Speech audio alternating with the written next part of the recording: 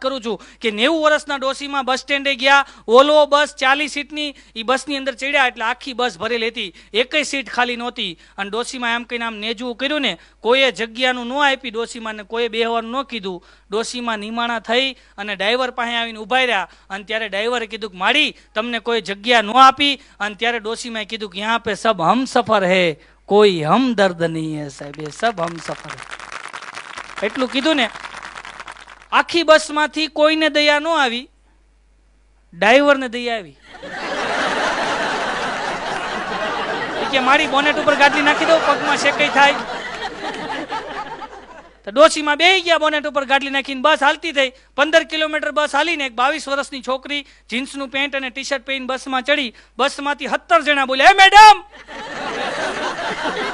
એમાં 3 બે અકળશ મુકળશ.